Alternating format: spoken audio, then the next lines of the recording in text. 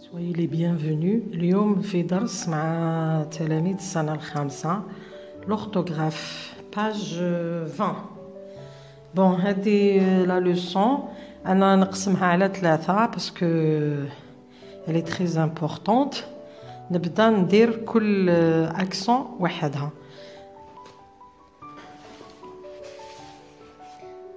Bon, en français, il y a 3 accents. في الفرنسية كاين 3 أنواع من لي زاكسون. دوكا نسميوهم كل اكسون عندها الاسم تاعها.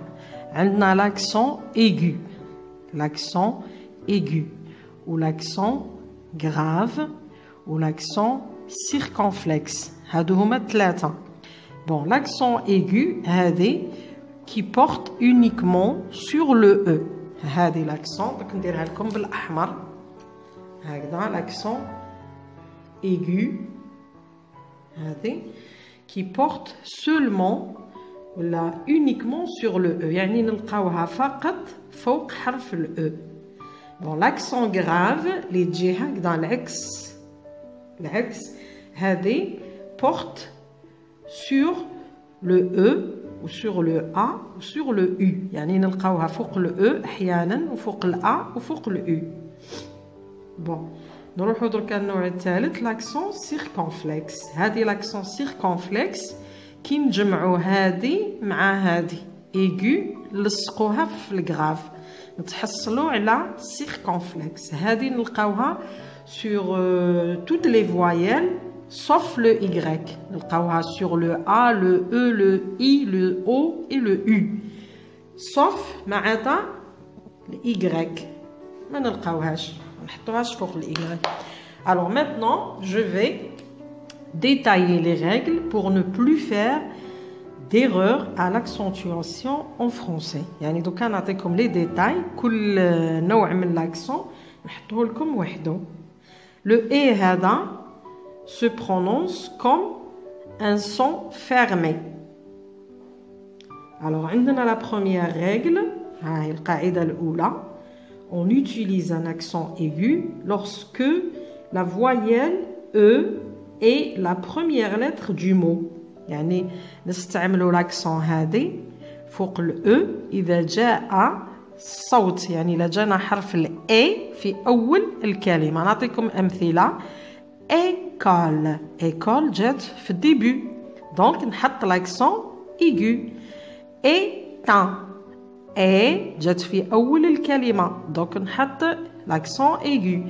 étable كيف جات au début du mot donc je mets l'accent aigu. نروحوا la deuxième règle.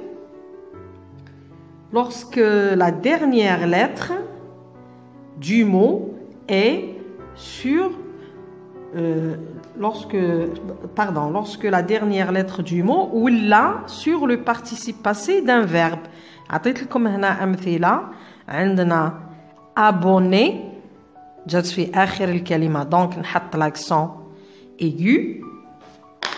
مونتهاش باللون، حطينا l'accent aigu علاش؟ باسكو جات في آخر الكلمة.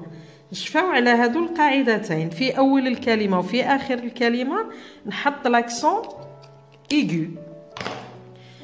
travailler. bon هنا عندنا abonné canapé وقلنا أيضا sur le participe passé du verbe. هذه من بعد يقراوها في الباسي كومبوزي في لا conjugaison رايحين يتعرفوا على le participe passé. donc كيما مع avoir ولا être. j'ai travaillé, j'ai mangé, etc. la troisième règle.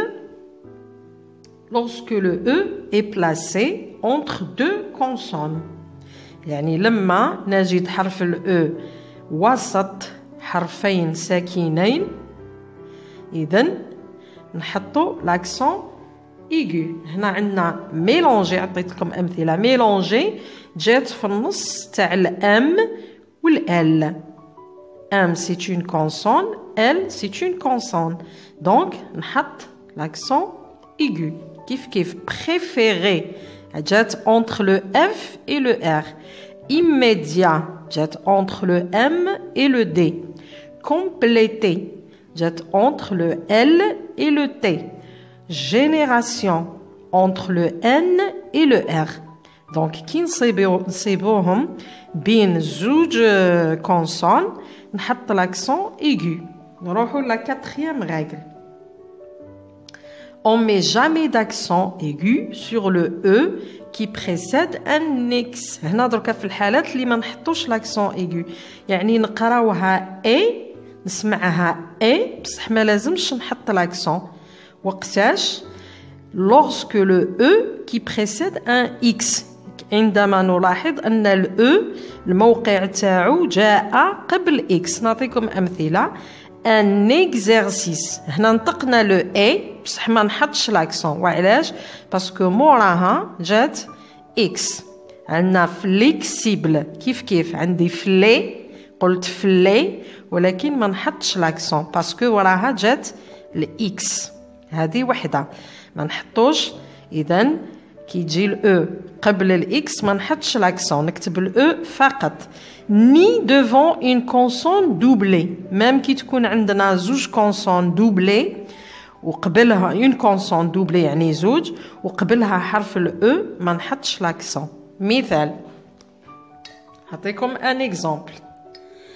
intéressant فيها زوج اس وقبلها الأو ما نحطوش هنا l'accent، نحط أو فقط.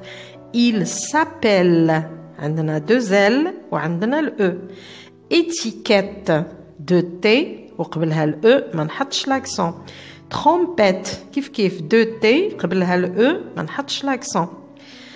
القاعدة الثالثة lorsqu'il est suivi de D, F, R, Z. يعني كي يكون الأو متبوع بحرف من هادو يكون في آخر الكلمة طبعا ما نحطش l'accent. exemple ني جات بالأف وقبلها الأو. une clé كيف pied ني. دونك إذا جاءت الأو قبل الأف والدي والزاد والآر في آخر الكلمة ما نحطوش l'accent. Merci de m'avoir écouté. À la prochaine.